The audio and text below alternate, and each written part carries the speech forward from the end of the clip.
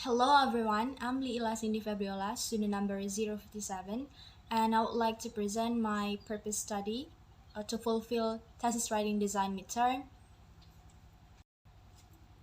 And this is a draft of the content, first background of the issue, and the second significance of the object, and third compared with previous studies, and the fourth statement of the problems, and the last but not least references.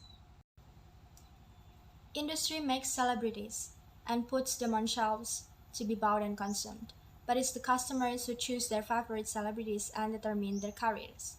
A celebrity is understood as a product, a thing that is produced and that can be consumed, worshipped, and adored. Celebrities are made by society and mass media considered heroes who do great things or show great qualities, so they're just human pseudo events. These qualities include being a great singer, a talented actor, being very handsome or beautiful. The serial pa- the serial killers who later become very famous were no exception. They reflect the symbiotic relationship between the popular media, which helps generate the sensationalism surrounding this type of crime, and the essence of our consumerism fascinated by them. So, serial murders are not a new phenomenon. Serial murderers have captured the attention of society at large due to the deep anxieties it elicits within it. As much attention was paid to the serial killers and their perpetrators as a result of claims by law enforcement, politics, and the media, Western popular culture was immediately affected. The media makes the audience as active consumers of the idolized commodity. The culture industry manipulates the audience not only for consumption but also turns all more cultural artifacts into mere industrial products and commodities. Such conditions are in line with what Guy Debord says is a society of spectacle. The spectacle society is a society in which almost all aspects of life are filled with various forms of spectacle and make it a reverence for life.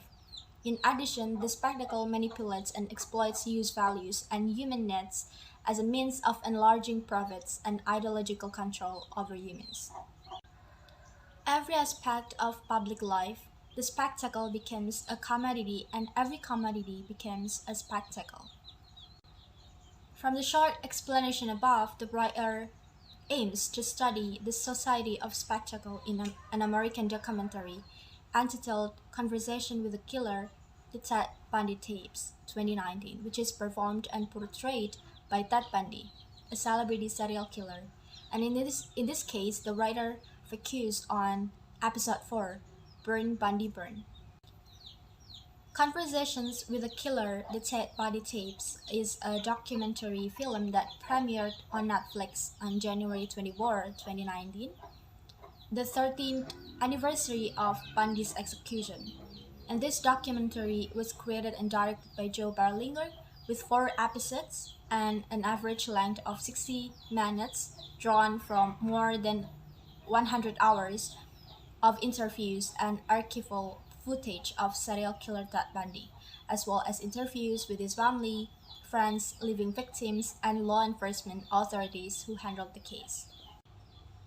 The series chronologically traces Bundy's life, childhood, education, criminal cases, arrest, escape, and death in detail. The fourth or final episode shows how cleverly Bundy defends himself in a trial involving the murder of 3 women in Florida. With evidence and witnesses against him, the court ordered the death penalty and placed Bundy on death watch. The episode shows events that occurred days before his execution, including his confession to the murder of 3 women from 6 states in America. In this episode, it is seen how Bundy is so clever in using himself as a figure sought by the media and the audience. He pretended to be the greatest lawyer himself, displaying the most narcissistic side of him, and how gracefully he takes advantage of the fame created by the media, makes himself the most absurd spectacle in his trial. The media's ambition to cover Bundy is also evident until the term serial killer appears for the first time in media history. Hundreds of people, dominated by women, took turns watching the verdict. He was labeled not only as a murderer, but as an attractive and fascinating spectacle figure, which is a celebrity serial killer. The writer hopes that this study could add a new perspective when looking at serial killers, especially in understanding the role of the media in commodifying a celebrity-like status that is carried by him, as well as to respond to this phenomenon. And through this research, it is also possible to criticize how people's consumerist culture and their ambition towards pop culture are fanatical about irrational things without looking at humanity. Nevertheless, this study letter will be the alternative reference to those who want to conduct research with similar issues, and the writer also hopes that this study can give a meaningful contribution for the readers who are interested in commodities as a spectacle of media personae in the representation of mainstream media and new media. Previous study is one of the references which are used by writer to support her thesis. The writer found some studies which has some issues, which is the commodity of spectacle but with different theories and object compared with her study. And first is the thesis conducted by Smith 2018 entitled The Spectacle of Criminal Justice. This thesis examines the role of spectacle in criminal justice. The writer explored 8 case studies from England, United States, and Norway between 1811 and 2014 to illuminate how the spectacle of justice operates. Adopting a visual criminological approach, the author found the concept of spectacular justice, describing the ways in which the mass media have the power to take the personal problems of criminal cases and turn them into famous public dramas. Next is a journal conducted by Putri 2015 entitled Media dalam Perspektif Masyarakat Tontonan Jokowi Spectacle. The author analyzed how the packaging of the form of spectacle made by Jokowi and how he can become a celebrity in political world, and the similarity of packaging of the form of spectacle by Obama and Jokowi. The results show that Jokowi's spectacle dominates the media and social networking sites in Indonesia. Since its appearance, it has become a media darling and, of course, the public's favorite because of its different image construction from previous Indonesian presidents such as Blusukan. And in addition, there are similarities in the spectacle presented by Jokowi and Obama, for example, the concept of change and the campaign system that attacks both of them. The last is a journal article conducted by Shafuddin 2019 entitled Commodifikasi Demo Tolak RKUHP and Revisi UU KPK oleh Media Online dalam Perspektif Society of Spectacle. The writer focused on the commodification of the media for the demonstration of the RUU KUHP and the revised KPK law.